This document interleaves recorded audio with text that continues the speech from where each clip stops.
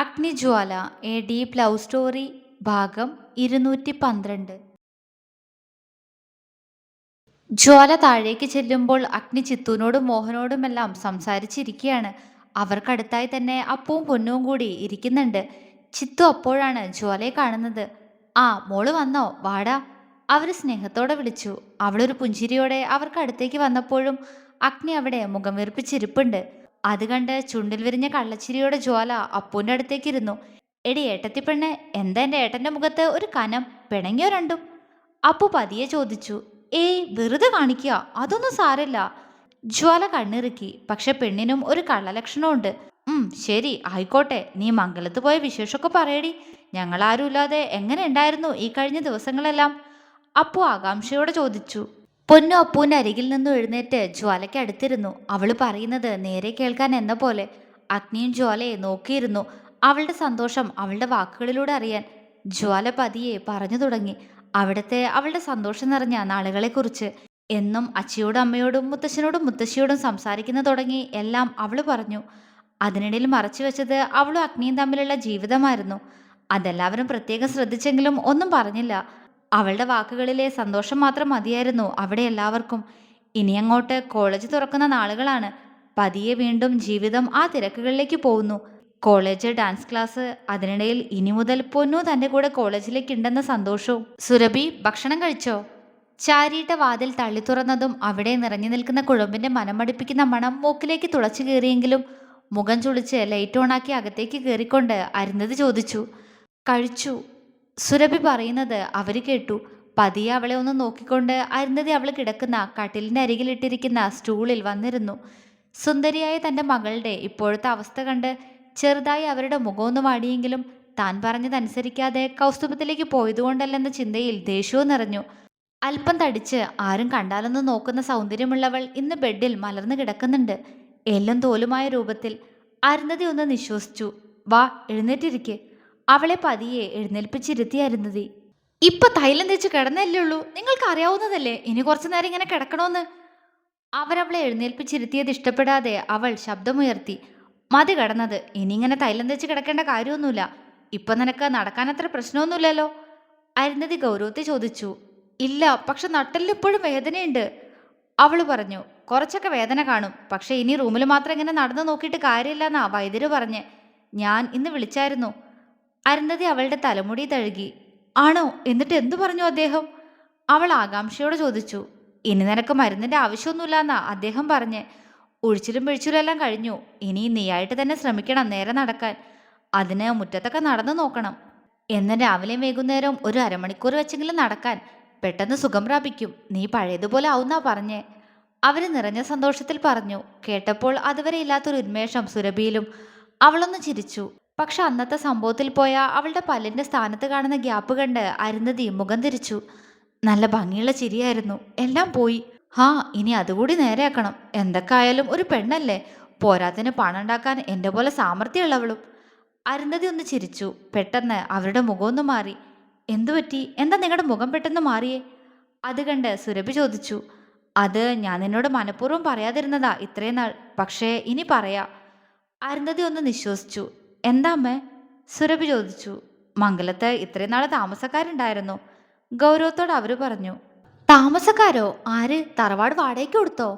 സുരഭിയിൽ ആകാംക്ഷ. ഓ, വാടകയ്ക്കൊന്നും കൊടുത്തില്ല. ഇത് ആ നാശം പിടിച്ചവളും അവനുമായിരുന്നു. അരുന്ധതി പല്ലിരുമ്മി. സുരഭി അവരെ കണ്ണു ചുരുക്കി നോക്കി. അഗ്നിയും ആ ജ്വാലയും കുറെ നാൾ അവിടെ ഉണ്ടായിരുന്നു രണ്ടും. ഹണിമൂൺ ആഘോഷിക്കാൻ വന്നേക്കാന്നാ അവിടെ അടുക്കള ജോലിക്ക് നിന്നിരുന്ന മേനകയോട് ചോദിച്ചപ്പോ പറഞ്ഞ്. രണ്ടും കൂടി നല്ല സ്നേഹത്തിലാണെന്നൊക്കെ സന്തോഷത്തോടെ അവള് പറയുന്ന കേട്ടപ്പോ ആ ജ്വാല അവിടുന്ന് പിടിച്ചിറക്കി പച്ചയ്ക്ക് കത്തിക്കാനാ എനിക്ക് തോന്നിയ മോളെ. നിന്നെ ഇങ്ങനൊരു അവസ്ഥയിൽ എത്തിച്ചിട്ട് രണ്ടും കൂടി അവിടെ സുഖിച്ച് ജീവിക്കുക. അരുന്ധതിയുടെ കണ്ണിൽ പകയാളി. ജ്വാലയോട് അതുപോലൊരു ദേഷ്യം തന്നെയായിരുന്നു സുരഭിക്കും. പക്ഷെ അതേസമയം ബെൽറ്റിന്റെ വേദന ഇപ്പോൾ എന്ന പോലെ ശരീരം അറിഞ്ഞതും അവൾ കണ്ണുകൾ ഇറുക്കി അടച്ചുപോയി.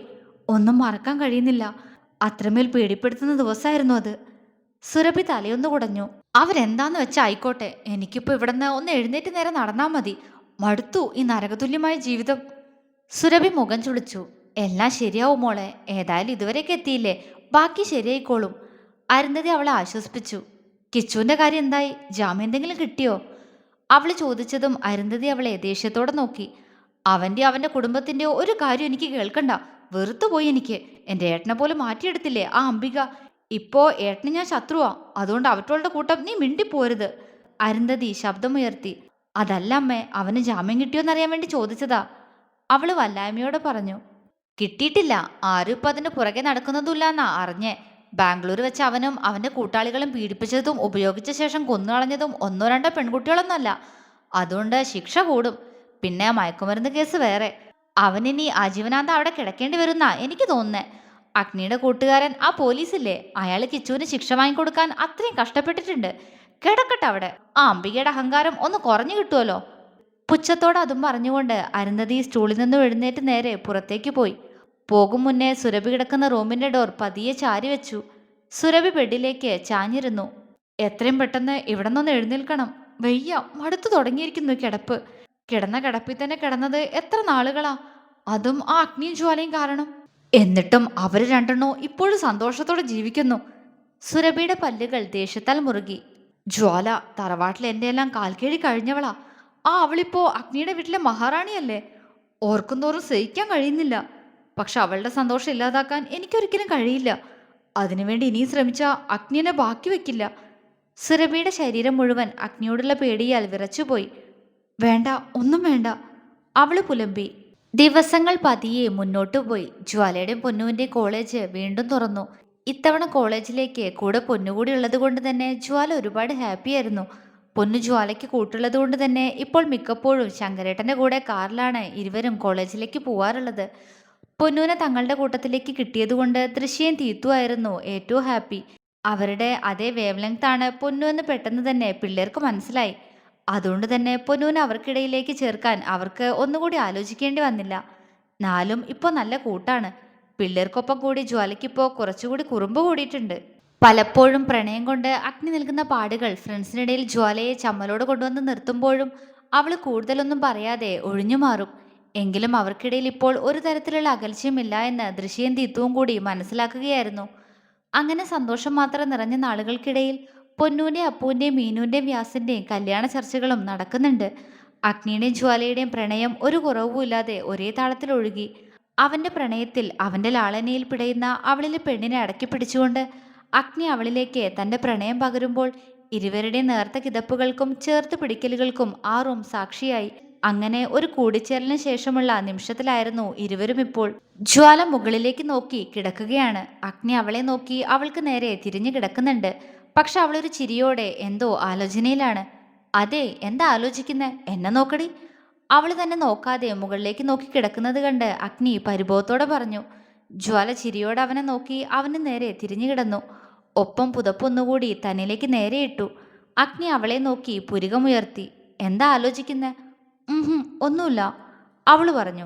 അത് വെറുതെ എന്തോ കാര്യമായിട്ടുള്ള ആലോചനയില്ല, പറയടി ഇങ്ങോട്ട്.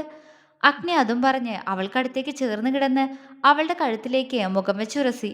ദേവേട്ടാ, അവള് ചിണുങ്ങി ചിരിച്ചു. അത് കേട്ടതും അവനും ചിരി വന്നു പോയി. ഇങ്ങനെ ചിണുങ്ങല്ലേട്ടോ നീ, എനിക്ക് ഈ പെണ്ണിനോട് വീണ്ടും സ്നേഹം തോന്നിപ്പോവും.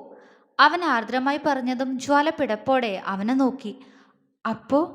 അവള് ചോദിച്ചു. അപ്പോന്നുമില്ല. അപ്പം എനിക്ക് കുഞ്ഞിപ്പെണ്ണിനെ വീണ്ടും ഇങ്ങനെ സ്നേഹിക്കാൻ തോന്നും. പറയുന്നതോടൊപ്പം അവന്റെ കൈകൾ അവളുടെ ഉടലിലൂടെ നീങ്ങിയതും പിടഞ്ഞുകൊണ്ട് ജ്വാല കയ്യിൽ പിടിച്ചു വെച്ച് അവന്റെ മുഖത്തേക്ക് നോക്കി വേണ്ടാന്ന് തലയാട്ടി. കണ്ടോ, ഇതൊക്കെ തന്നെ ഞാൻ ആലോചിച്ചു കിടന്നേ, അവള് പെട്ടെന്ന് പറഞ്ഞു. എന്ത്? അഗ്നിക്ക് അത്ര വ്യക്തമായില്ല. ഈ കുറുമ്പ്. കുഞ്ഞാ പഠിത്തം കഴിഞ്ഞു എന്ന് ചോദിച്ച് അടുത്ത് വന്നിരുന്നതല്ലേ, എന്നിട്ട് ഇപ്പം ഇത്രയൊക്കെ ഒപ്പിച്ചില്ലേ? അതന്നെ, ഇതിനൊക്കെ കുറച്ച് കുറുമ്പ് കൂടുതലാ. അവളവന്റെ മീശയിൽ പിടിച്ചു വലിച്ചു. അഗ്നി കണ്ണുകൾ ഇറുക്കി അടച്ചു തുറന്നു. കണ്ണിൽ നിറഞ്ഞു പോയൊരു കുറുമ്പ്. പിന്നെ ഇതിനൊക്കെ ഞാൻ തന്നെ മുൻകൈ എടുക്കണ്ടേ? എന്റെ ഭാര്യ വെറും ഒരു അൺറൊമാൻറ്റിക് മൂരാച്ചിയായി പോയില്ലേ, പിന്നെ എന്ത് ചെയ്യാൻ? അഗ്നി അവളെ പാളി നോക്കി. അയ്യട മോനെ, ഇനി അത് പറഞ്ഞോ? ജ്വാല ചൊടിച്ചു. അത് കണ്ട് അഗ്നി ചിരിയോടെ അവളെ ചേർത്ത് പിടിച്ചു. എന്റെ കുഞ്ഞാ, ഇത്രയും കാലം നിന്നെ നോക്കി വെറുതെ കിടന്നതുപോലെ ഇപ്പം എനിക്ക് പറ്റാത്തോണ്ടല്ലേ? പലതും കണ്ടു അറിഞ്ഞും പിന്നെയും എങ്ങനെ അടി പെണ്ണേ?